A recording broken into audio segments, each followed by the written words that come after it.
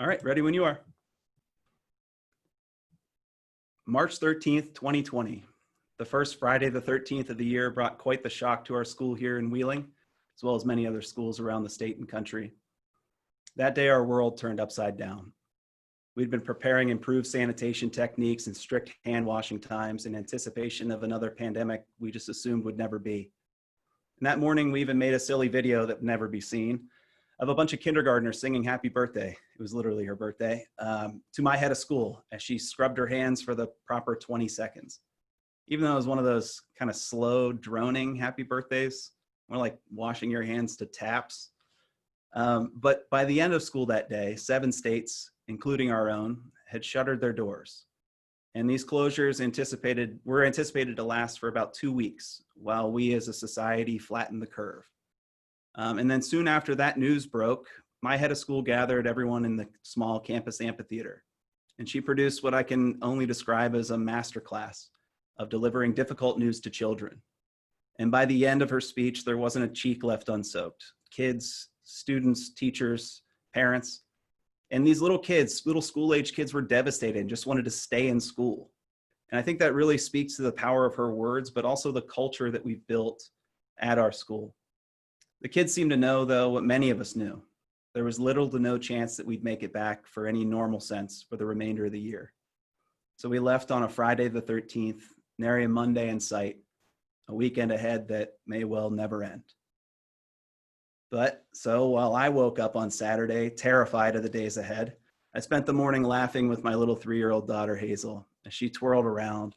Then she fell down and she started crying. Then she got up again and we laughed together. It was a living moment of compartmentalization in the midst of a defining moment in our world. And it was a feeling that I would feel many more times over the next 3 months. And then by the end of that weekend, our school, along with so many others, of course, made Solomon-esque decisions to ensure that priorities were met.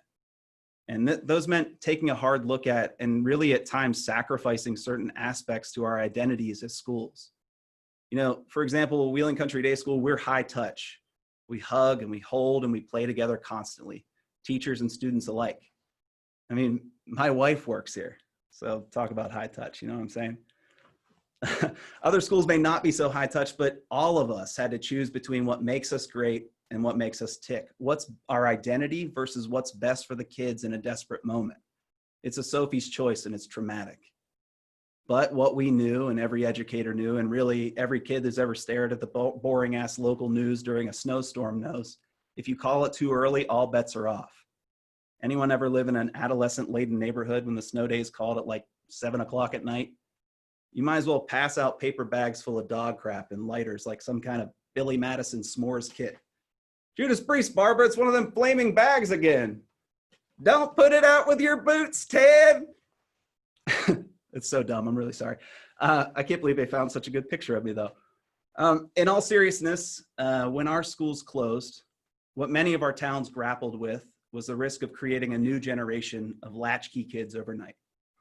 And however you or I may feel about the street lights are on, so it's time to come home generations that we might have grown up in, it's safe to say that thrusting 20% of our population out of their routines and into this type of childhood with no net is a recipe for disaster.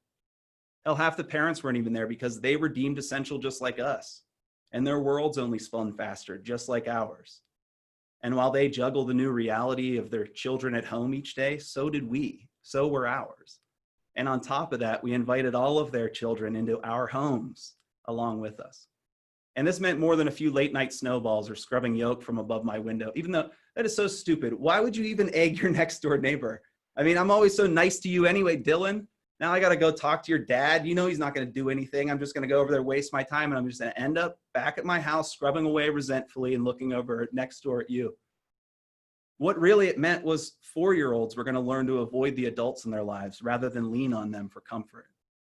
It meant a senior with one last go would have to watch helplessly as the season abruptly ended or never even began. And most importantly, it meant that middle school kid wasn't even going to have his one solid meal for the day. So suddenly another curve was in need of flattening. And thankfully for all of us, oh, how responsibility blesses us with the illusion of control. Kids, just like adults, need purpose in their lives or else chaos can erupt. And we accepted that responsibility for the former the second they walked through our doors or onto our campuses. And by keeping relationships alive, educators kept society afloat. Now, in some cases, this meant maddening Zoom calls with preschoolers, believe me. Or other schools moved standardized testing to virtual platforms, while others scrapped academics altogether to combat hunger and basic human needs.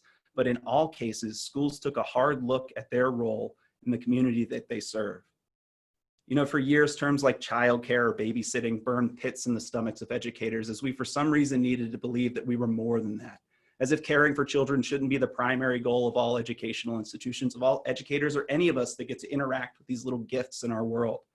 Like A's and F's matter as much as care and love. Look, of all the pejoratives I've been called in my career, and there's plenty, never again is babysitting going to be one of them.